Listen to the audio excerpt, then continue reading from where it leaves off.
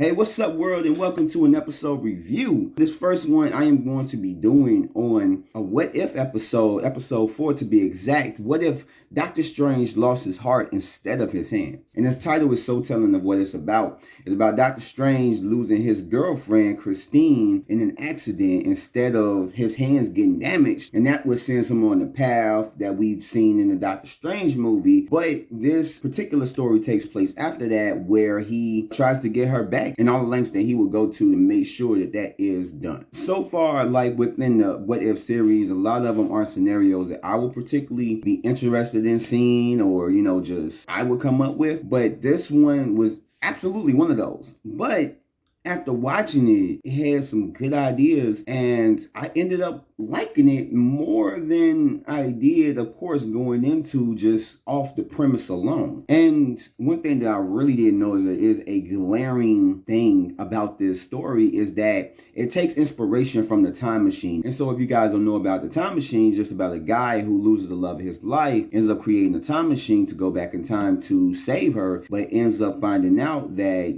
there is no possible way to save her. And so he has to live with that. And this is basically kind of like the same scenario. Is he's losing Christine each and every time he tries to go back, and it's like there's no way of possibly bringing her back, but there is one possible way, but it sends him down a path of just destruction, not only with himself but with the whole universe at stake. So it kind of takes on that story, but just with a more mystical type of spin to it. And like which I said before, he follows the same path but with different intentions, and it ends up being more negative than positive. And the only difference from just the original story to this story is that this story is more tragic, and that's really what's driving it. And it kind of recycles the same joke that it did up in the first film when, the whole strange name talking about like it's strange. Well, yeah, it is. It was just like, come on, man. If he went through the same events as the first film and this takes place after that, that's kind of like why. But it's showing like all the craziness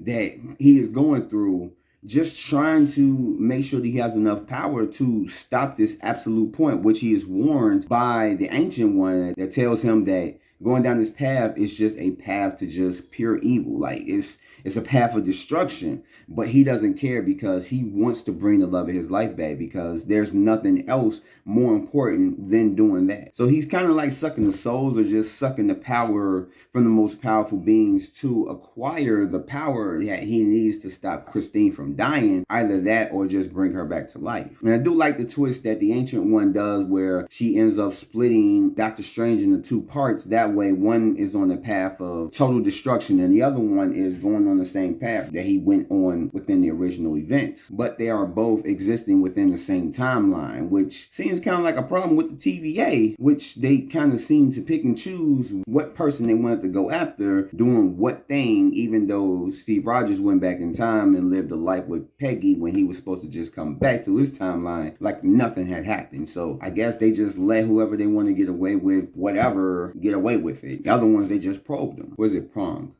Yeah, because probing is totally different, and that's a totally different superhero universe. But in any case, you see both the strangers going two different paths, and it was done to basically make sure that he didn't accomplish his goal, and that more than likely the good Strange would be able to stop him from, just total destruction. And I like the fact that Strange can sense the presence of the Watcher, because in the beginning, when he's like acquiring all this energy, he ends up looking to the side like he can sense somebody was there, and even said hello. Even though he couldn't see him, he knew it was there. And even at the complete end, he has a conversation with the Watcher over everything just falling apart. And I like that aspect that, he can venture outside of just this reality and be able to talk to a celestial being like that. And I like how this episode shows how his obsession destroys everything around him, literally, as everything is seem like it's wiped out of existence. And up in this one, you do have a good action sequence that I actually can get behind. It's emotion driven in both aspects with Strange versus Strange. And also, I really like how Wong is just being so calm as he's being wiped from existence as he's talking to Strange. Like, there's no sense of panic. He's talking to him like it's just regular occurrence and that, it's just, everything's gonna be good, which I believe that he probably thought that everything would be good and Doctor Strange would be able to stop it. So he's just talking calm, like, so yeah, what would you do? Okay, yeah. Like casual conversation. Like, motherfucker, you get wiped out of existence and you're just this calm. I don't understand. And the biggest thing about this episode that it's crazy because everything kind of comes full circle, and I like how they ended it. I really do. It's one of the best endings besides the first episode of What If that they didn't had in this series, where he's gaining all of this power and it's corrupting him and turning him into this monster. And eventually his good intentions bring Christine back to life, but ironically doing the very thing that he was just bent on trying to prevent all along, her death. But the icing on that cake was the destruction of everything along with it. So it's like literally there was nothing that you can do because your efforts brought her back, but within a universe where everything is getting wiped out of existence, which is really just a total kick in the gut for a person who literally reached his goal, but still to have it grabbed from him. And at the end, I haven't had this happen to me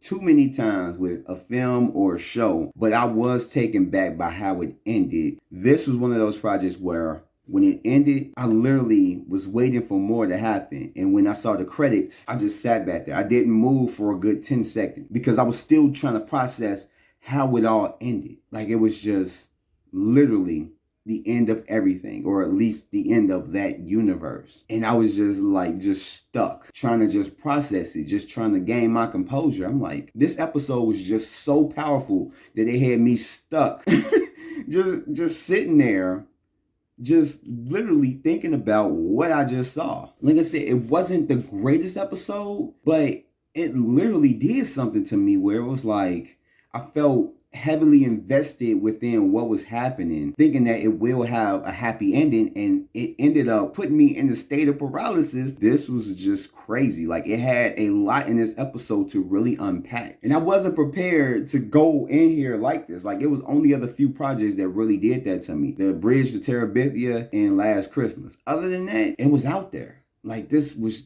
just crazy. It is very memorable.